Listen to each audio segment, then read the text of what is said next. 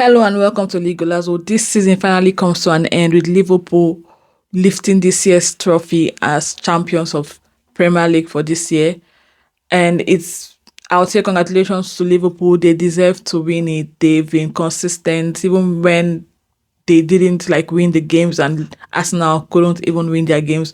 But that's all in the past. Congratulations to Liverpool. Congratulations to Arne Slot and I would say congratulations to the rest people that actually qualified for Champions League, Chelsea, Man City. But I'm also sad that Nottingham Forest didn't qualify for Champions League because at some point in the beginning of this season, they were giving their best. They were like the underdogs and the team that we didn't know they were going to do so well. And they did so well until towards the end of the season when I guess fatigue sets in and every other thing sets in and they actually did not get to qualify for Champions League. Perhaps if they do better next season and they, start the next season with more momentum, adjust the way they started this season and they actually keep it towards the end of the season, they'll probably get top 5 or maybe win, we don't know. But I would say they gave it a good fight. They tried, and it is what it is. Sometimes you don't expect things to happen the way they are, but it's football and you don't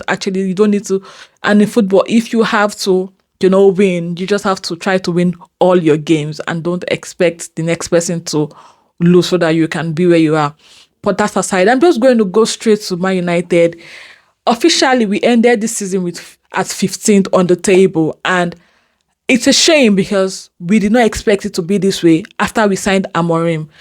When we sacked ETH and we had the news that we're going to get Amorim, we were hopeful that we were going to climb up the table, maybe get to top 5, which was looking like impossible. But I was not expecting that we're going to be like 15th. We're actually lucky that we're actually 15th. We're actually 17th before. It's just that Wolves lost their game and, we actually climb. But that's not the point.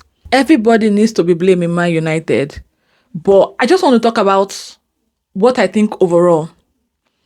Overall, what this season has taught us is that we've not been good for the past few years, but we've been covering up because we've been winning titles. We won FA Cup and the rest of it. ETH won titles, and because of that, we've been covering up thinking that we were good and we've been patching this team.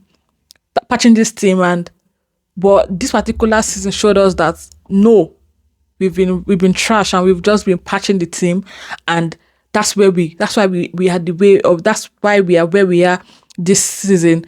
At the end of the season, no Champions League, nothing for us.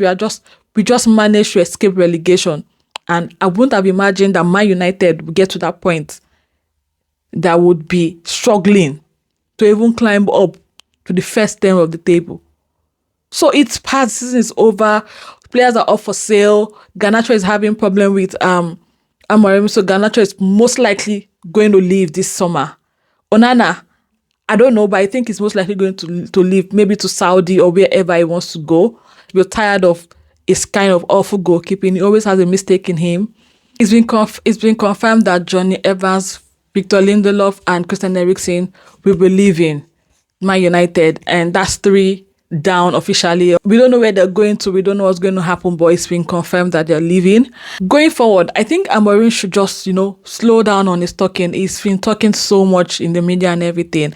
What I think he should be doing at the moment is going back to his drawing board and, strategizing, going back to his drawing board and strategizing on how to, go into the market and get new players. There are talks about Konya. Yeah, Konya can come. We need players that have been proven in the Premiership.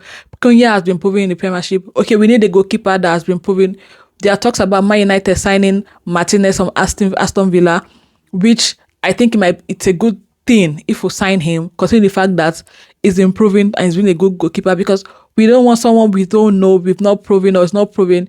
We need players that are tested. And I also think that Man United should also look at players from the academy. You can't tell me that you don't have players from the academy. I don't need you to sign them as your major players. No. When we sell the players we can sell, whatever money we can get from selling them, because we need to sell players to even buy players. That's the point where we are at the moment. When we sell, let's look at players that will fit in addressing the areas of our weaknesses, because we had weaknesses in the goalpost, goalkeeping. We had weaknesses in strikers. Oiland wasn't scoring. Garnacho wasn't doing anything.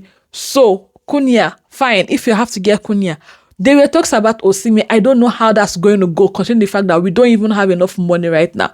I don't know how that's going to go. But we need to go out into the market when we have the money and buy players that are proven.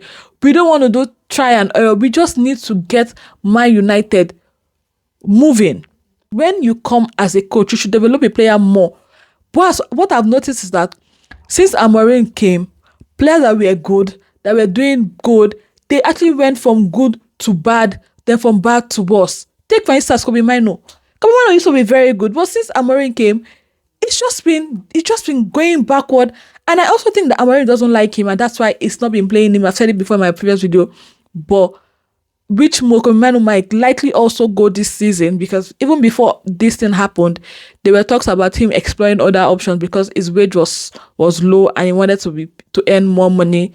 And with the financial crisis in Man United, I don't think they'll probably want to increase his wage or increase his money. So Kobe Mino most likely is going to go. But we need to work on addressing those are areas of weaknesses in Man United. Overhauling the whole squad. We had weak legs in defense. We had our midfield just very poor. The only person that I think we should even let remain in Man United is Amad Diallo.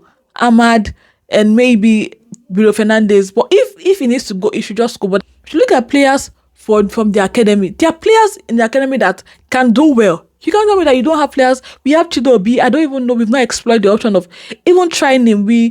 Let's see how far he can even go. We don't say. I'm not saying we should start them, take them as our main. We should have backups, players from the academy that can step up and they also get better and grow them as talent. We had Paul Scholes, we have Garnacho, we have Rio Ferdinand. We don't have people at the moment that we can even compare to them when they used to play, because Man United has just gone so down. Also, we should also look at tactical consistency. I know Amorim wants to always play three at the back, but please, we've seen that it did not work. It didn't work this season. It didn't work. We did not even win as much as win so much games since you came as the coach of Man United. We actually won one. I think it was only Southampton, Ipswich, and who did we even win? We didn't even. We actually did not do well as Man United.